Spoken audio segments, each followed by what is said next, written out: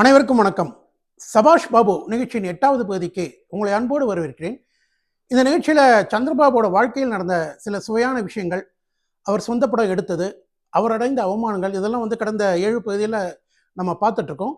அதனுடைய தொடர்ச்சி தான் இந்த பகுதி. இந்த நிகழ்ச்சிக்கு தொடர்ந்து ஆதரவு அளித்து வரும் நல்ல உள்ளங்களுக்கு இந்த நேரத்தில் என் இதயம் கிடந்த நன்றியை தெரிவித்துக் கொள்கிறேன்.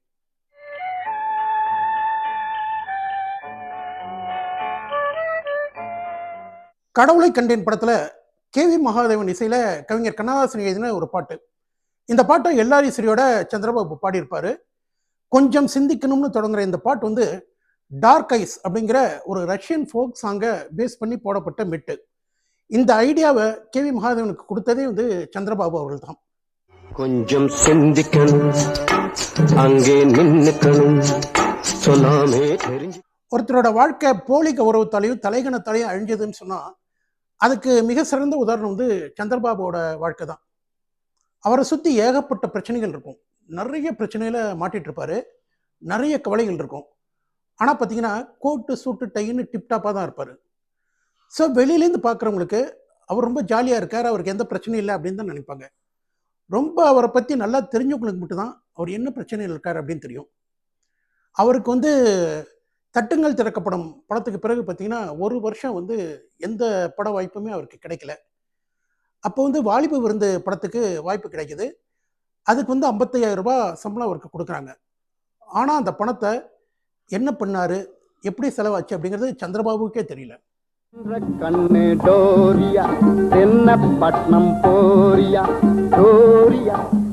எனக்கு மேல்நாட்டு நாகரிகங்கள் எல்லாம் கற்றுக் கொடுத்தது சந்திரபாபு தான். என்னை கிளப்புக்கெலாம் கூட்டிகிட்டு போவான். அதுக்காக எனக்கு கோட்டு சூட்டு டைலாம் போடுறதுக்கெலாம் கற்றுக் கொடுப்பான். இன்னொன்று, என்னோட மியூசிக்கை பற்றி நல்லா தெரிஞ்சுவேன். என்னோட மியூசிக் டேஸ்ட் என்ன அப்படிங்கிறது அவனுக்கு நல்லா தெரியும். நான் எதை விரும்புவேன் அப்படிங்கிறதும் சந்திரபாபுக்கு நல்லா தெரியும். நல்ல இசை ஆர்வம் உள்ளவன்.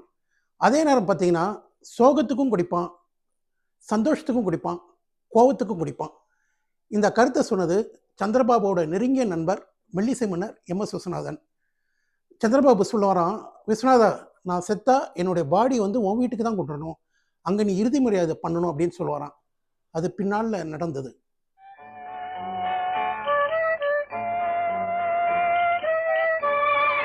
வாடகை பாக்கிக்காக வீட்டுக்காரர் கேஸ் போடுறாரு.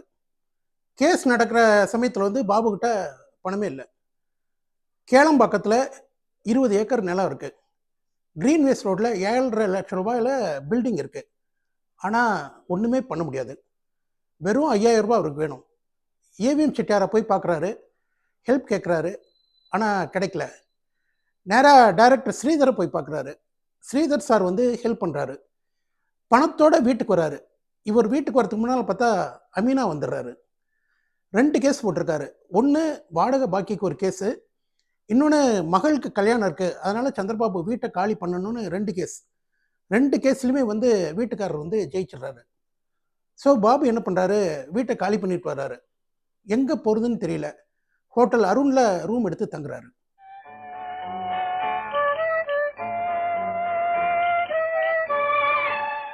ரவிச்சந்திரன் பாரதி சந்திரபாபு நடிப்பில் வெளியான திரைப்படம் நிமிர்ந்து நெல். இந்த படத்தில் சந்திரபாபு ஒரு பாட்டு பாடியிருப்பார்.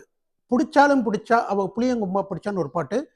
படம் வந்த சமயத்துல ஹிட்டான பாடல் இது. பிடிச்சாலும் பிடிச்சா அவ புளியங்கும்பா பிடிச்சா, நினைச்சாலும் நினைச்சா அவ நேரம். ஒரு நாள் ஏஎல் நாராயணன் சந்திரபாபுவை பார்க்க வர்றாரு. பார்க்க அண்ணே, கண்ணன் வரவன் ஒரு படம் எடுத்துட்டு இருக்கோம், உங்களுக்கு 5 நாள் தான் வேலை, ஆனால் 20,000 ரூபாய் தான் கிடைக்கும், நடிக்கிறீங்களா அப்படின்னு கேட்குறாரு. சந்திரபாபு ஓகேன்னு சொல்லிடுறாரு. முதல் நாள் ஷூட்டிங் முடிஞ்சோடனே 2,000 ரூபாய் கிடைக்குது. 5 நாள் ஷூட்டிங் அப்படிங்கிறது 6, 7ன்னு போய் 11 நாள் ஷூட்டிங் நடக்குது. 11 நாள் ஷூட்டிங் முடிஞ்ச பிறகு பார்த்தா அந்த 2,000 ரூபாய்க்கு மேலே எதுவுமே சந்திரபாபுக்கு கிடைக்கல. இன்னும் கொஞ்ச நாள் கழிச்சு திரும்ப ஏஎல் நாராயணன் வராரு. அண்ணே, நடிகர் பாலாஜி ஒரு படம் எடுக்கிறாரு, ராஜான் பேர், அதில் நடிக்கிறீங்களா அப்படின்னு கேட்குறாரு. ஏற்கனவே பணம் வராத கோபத்தில் பாபு இருக்காரு.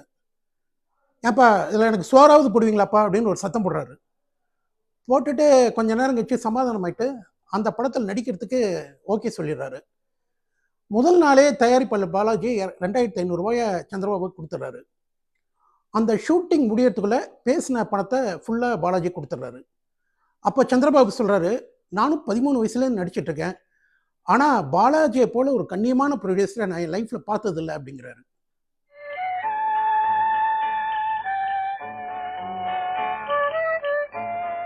பாபு கஷ்டத்தில் இருந்தபோது நடிகர் திலகம் சிவாஜி கணேசன் அவருக்கு ஹெல்ப் பண்ணுறாரு. 3 படங்களில் நடிக்கிறதுக்கு சான்ஸ் தர்றாரு. 1970ஆம் ஆண்டு பாதுகாப்புங்கிற ஒரு படத்தில் நடிக்கிறாரு.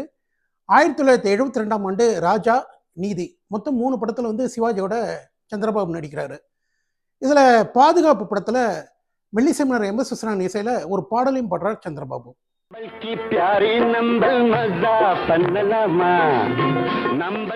இந்த இடத்துல நான் வந்து ஒரு விஷயத்த சொல்ல ஆசைப்படுறேன். இது சந்திரபாபு சம்பந்தப்பட்ட விஷயம்தான், இருந்தாலும் ஒரு பொதுவான விஷயம். நம்ம வந்து ஒருத்தரை பேட்டி எடுக்க போகிறோம் அப்படின்னா நம்ம கொஞ்சம் ஹோம்ஒர்க் பண்ணணும். யாரை பற்றி பேச போகிறோம், யாரை பற்றி கேள்வி கேட்க போகிறோம், அவர் என்னென்ன பண்ணியிருக்காரு அப்படிங்கிற டீட்டெயில்ஸ் நம்ம கலெக்ட் பண்ணிட்டு தான் பேட்டி எடுக்கணும். எதுக்காக இதை சொல்கிறேன் அப்படின்னா, ரீசண்டாக சந்திரபாபுவை பற்றி ஒரு வீடியோ பார்த்தேன். அதில் ஒருத்தர் பேசியிருக்கார் சந்திரபாபுவை பற்றி. அவர் என்ன சொல்லியிருக்காரு அப்படின்னா, 1967ஆம் ஆண்டு தட்டுங்கள் திறக்கப்படும் படத்தோட கிளைமேக்ஸில் வந்து ஒரு பிரச்சனை வந்துதான் சென்சாரில். அந்த படத்தை அலோவ் பண்ண மாட்டேன்னு சொல்லிட்டு, அப்போது வந்து ஹெல்ப் பண்ணியிருந்த யார் அப்படின்னா, அன்னைக்கு முதல்வராக இருந்த கருணாநிதி ஹெல்ப் பண்ணார். அவர் டைரெக்டாக டெல்லிக்கு போய் மாறன்கிட்ட பேசி ஹெல்ப் பண்ணி அந்த படத்துக்கு வந்து பிரச்சனையெல்லாம் பண்ணார் அப்படின்னு பேட்டி கொடுத்துருக்காரு. இதில் என்ன ஒரு சங்கடமான விஷயம் அப்படின்னா, 1966ஆம் ஆண்டு திமுகவோட ஆட்சியே வரல. அப்போ காங்கிரஸ் ஆட்சி தான் நடந்துட்டு இருந்தது. தட்டுங்கள் திறக்கப்படும் படம் வந்து 17th ஜூன் 1966 ரிலீஸே ஆயிடுச்சு. நான் எதுக்கு இதை சொல்கிறேன் அப்படின்னா, இந்த கேள்வி கேட்கிறவருக்கு வந்து தட்டுங்கள் திறக்கப்படும் படம் எப்போ ரிலீஸ் ஆச்சுன்னு தெரில, டிஎம்கே ஆட்சி எப்போ வந்ததுன்னு தெரில. ஸோ பேட்டி கொடுக்குறவர் என்னெல்லாம் சொல்கிறாரோ அதை அப்படியே கேட்டுட்ருக்காரு. நம்ம கொஞ்சம் ஒர்க் பண்ணணும். ஒர்க் பண்ணினா தான் ஃப்யூச்சரில் இருக்கக்கூடிய ஜென்ரேஷனுக்கு சில உண்மையான விஷயங்களை நம்ம கொண்டு போக முடியும். நம்ம ஒர்க் பண்ணாமல் உட்காந்தோன்னா எதிர்க்க இருக்கவங்க என்ன சொன்னாலும் நம்ம அதை கேட்டுட்டு போக வேண்டியதாக இருக்கும்.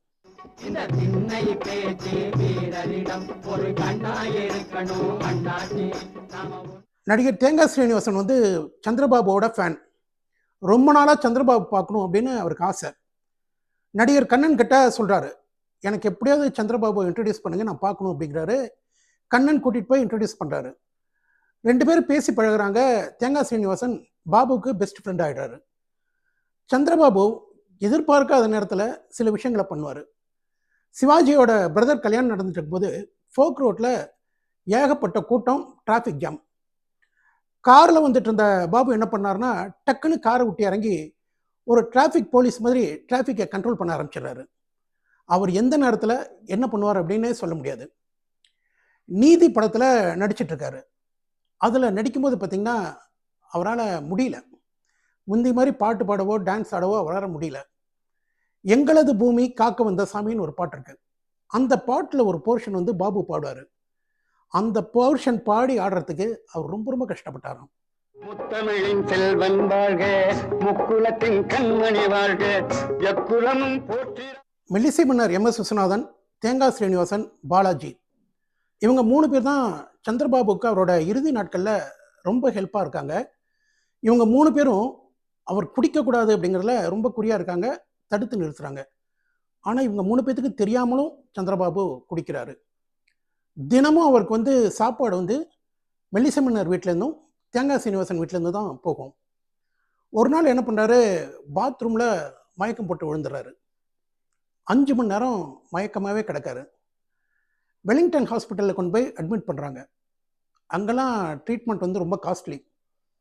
அங்கே 20 நாள் ட்ரீட்மெண்ட். 21ஆவது நாள் டிஸ்சார்ஜ் ஆகணும். அடுத்த நாள் டிஸ்சார்ஜ் ஆகணும். பாபுக்கிட்ட பணம் இல்லை. என்ன பண்ணுறது, எங்கே போகிறது ஒன்றுமே தெரியல. யாரை கேட்குறதுன்னு தெரியல. டைரக்டர் ராமண்ணாக்கு ஃபோன் பண்ணுறாரு. ராமண்ணா ஹெல்ப் பண்ணுறாரு. டிஸ்சார்ஜ் ஆகி வெளியே வராரு. கையில் சுத்தமாக பணமே இல்லை. அப்போ பயந்த மாதிரி லைஃப்பில் என்றைக்குமே பயந்ததில்லை அப்படின்னு சந்திரபாபு சொல்கிறாரு. அவருக்கு அதுக்கு பிறகு பார்த்திங்கன்னா மஞ்சக்காமாலை வருது. மஞ்சக்காமாலை வந்து அட்மிட் ஆகிறாரு. அப்போ வந்து ஜிஹெச்சில் அட்மிட் பண்ணுறாங்க. அந்த கஷ்ட காலத்துலேயும் பார்த்திங்கன்னா அவரை சுற்றி இருக்கக்கூடிய பேஷண்ட்ஸு, டாக்டர், நர்ஸு இவங்ககிட்டலாம் ரொம்ப ஜாலியாக தான் பேசிகிட்டு இருக்காரு. 1974ஆம் ஆண்டு மார்ச் மாதம் 8ஆம் தேதி சந்திரபாபுவோட உயிர் பிரியுது. அந்த உயிர் போன உடனே முதல் ஃபோனே பார்த்தீங்கன்னா, பாபுவோட உதவியாளர் வந்து மெல்லிசை மன்னர் எம்.எஸ். விஸ்வநாதனுக்கு தான் பண்ணுறாரு. என்ன காரணம் அப்படின்னா, பாபு சொல்லியிருக்காரு, நான் செத்தா முதல் ஃபோன் விஸ்வநாதனுக்கு தாண்டா போணும் அப்படின்ட்டு. எம்எஸ்வியும் அவரோட ஒய்ஃபும் கிளம்பி வராங்க. வந்து தலையாக அடிச்சுட்டு அழறாரு மெல்லிசை மன்னர். அப்போ நடிகர் திலகம் சிவாஜி கணேசன் வந்து நடிகர் சங்கத்தில் தலைவராக இருக்கார். ஸோ அவரோட பாபுவோட உடலுக்கு இறுதி மரியாதை செலுத்துறதுக்கு எல்லா ஏற்பாடையும் அவர் அங்கே பண்ணுறாரு. பாபுவோட உடல் வந்து நடிகர் சங்கத்துக்கு வருது. ஏராளமான நடிகர்கள்லாம் வந்து மரியாதை செலுத்துகிறாங்க. பெருந்தலைவர் காமராஜர் நேரில் வந்து மரியாதை செலுத்துகிறாரு. அன்றைய முதல்வர் கருணாநிதி வந்து ஒரு அனுதாப செய்தியை வந்து பாபுவோட பெற்றோருக்கு அனுப்புகிறாரு. எல்லாம் முடியுது. எல்லாருமே இறுதி மரியாதை செலுத்தின பிறகு அவரோட பாடி நேராக சாந்தோம் சர்ச்சுக்கு வருது. சாந்தோம் சர்ச்சில் வந்து இறுதி சடங்கெல்லாம் நடக்குது. பாபுவோட கல்யாணத்தை எந்த பிஷப் செஞ்சு வச்சாரோ அவரே இறுதி சடங்கையும் பண்ணுறாரு. இறுதி சடங்கு முடிஞ்ச உடனே பாடி நேராக மெல்லிசை மன்னர் எம்.எஸ். விஸ்வநாதனோட வீட்டுக்கு வருது. அங்கே மன்னர் வந்து இறுதி மரியாதை பண்ணுறாரு. அதுக்கு பிறகு வந்து பட்டணப்பாக்கத்தில் இருக்கக்கூடிய கல்லறை தோட்டத்தில் போய் அவருடைய உடலை புதைக்கிறாங்க.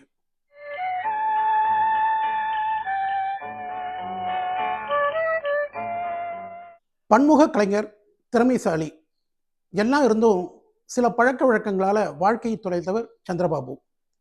நல்ல திறமைசாலி. ஆனால் பல சமயங்கள் வந்து பலரோட மனசு புண்படுற மாதிரி அவர் பேசியிருக்காரு. அதனாலேயே வந்து அவருக்கு கிடைக்க வேண்டிய உதவிகள்லாம் கிடைக்காம போச்சு. சந்திரபாபுவோட வாழ்க்கையை பற்றி பார்க்கும்போது நானா நைட்டல் படத்தில் கவிஞர் வாலி அவர்கள் எழுதிய வரிகள் தான் நினைவுக்கு வரும். எத்தனை காலம் மனிதன் வாழ்ந்தான் என்பது கேள்வி இல்லை, அவன் எப்படி வாழ்ந்தான் என்பதை உணர்ந்தால் வாழ்க்கையில் தோல்வி இல்லை.